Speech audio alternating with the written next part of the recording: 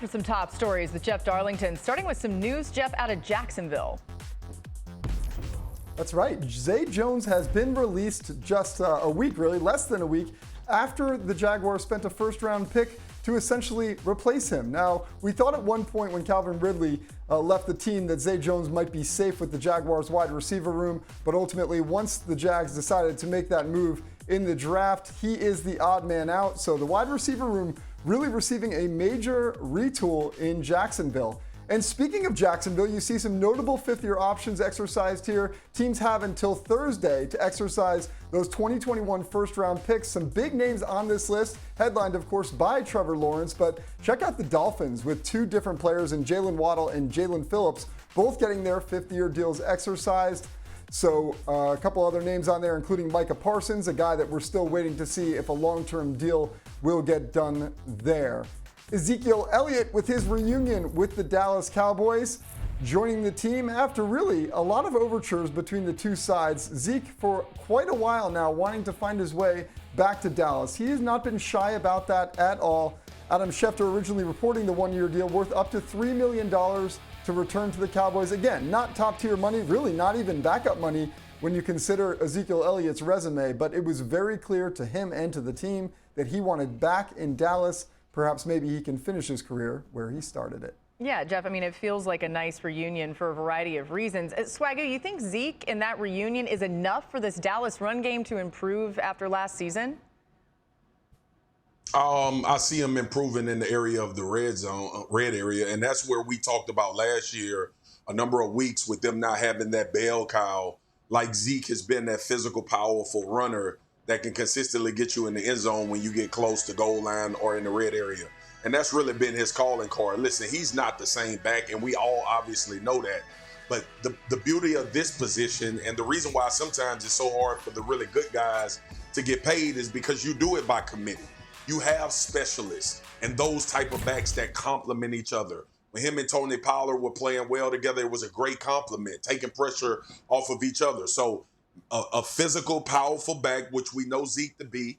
They had a problem in that area last year from an offensive standpoint, and bringing some of that physicality back when you get close to the goal line is very important if this team is going to have any success offensively moving forward.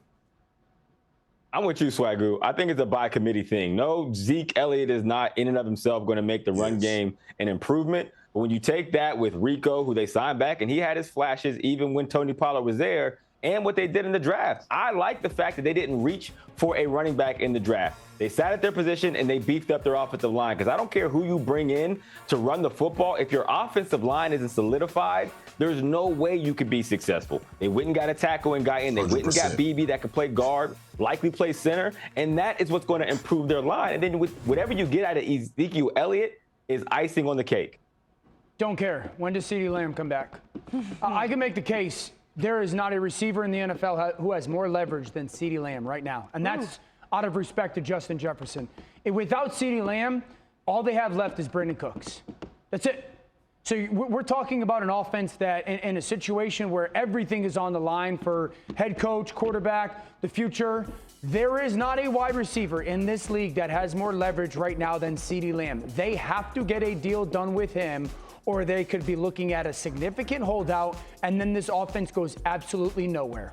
Yeah, a reminder, he didn't attend the start of voluntary offseason workouts earlier this month. That's why Dan is saying when he comes back. And another thing to add to his leverage, CeeDee Lamb set the Cowboys' single-season record for catches and receiving yards in 2023. He said, I want a new deal, and I'm going to show you why I deserve it. Let's stay in the NFC East, where the Commanders' offense had a major overhaul this offseason. The biggest addition, number 2 pick Jaden Daniels, who will have running back Austin Eckler in the backfield after he signed a 2-year deal. Washington also drafted wide receiver Luke McCaffrey in the 3rd round. He's going to likely play in the slot, right? Dan, do you see this Washington team, as you look at the roster and how it all shakes out, taking a big step forward with Daniels playing in new offensive coordinator Cliff Kingsbury's offense, too? Yeah, Cliff Kingsbury's flaw in Arizona was there wasn't enough of true progression-based pass concepts that were relative to the NFL. Jaden thrives in them. So I think for that marriage to be ideal, Cliff is going to have to adapt some of that and pull from that LSU offense. So that's one of the things that I thought Daniels did a great job of. This goes back to the end of the Missouri game and just the handling of the situation. One, you're going to get the motion to the bunch. This is a traditional progression-based pass concept. He's going to look 1 to 2 to 3 at the bottom of the screen. The right defensive end is going to give him pressure. Now, this is Kyler Murray-esque for Cliff Kingsbury. The ability to handle third down and long, get out of trouble, and go make a play. Now, this is the progression-based pass concept. 1 tight end up top, 4 pass catching options down at the bottom. Motion that receiver out. You're trying to create surface levels, okay? Now you're telling your quarterback, let's start front side up top. As he's peeking into the boundary to the go and the seam, well, that safety is going to get brought to the bad people. So he's going to reset to over the football. That's number 2. Now, as he sees that safety flow and number 2 gets squatted on, well, then number 3 is that replacing seam that the ball has to come out on time. In the NFL, you are playing from a muddy, dirty pocket, and you are going to get hit. Bang. There's 15, 20 examples of a play that looks like that. So I think that's the challenge for Cliff is, adapting that to their offense. And I think the biggest question for this offense is going to be, if Jaden Daniels is their starter, and I expect him to be, do they believe in their left tackle who they took in the 3rd round, Brandon Coleman, to play left tackle? It's really difficult in this league to start a left tackle that's a rookie, let alone a 3rd rounder, and then a rookie quarterback. So I think that's going to be, at least personnel-wise, the big question, at least step 1 when it comes to people on the field.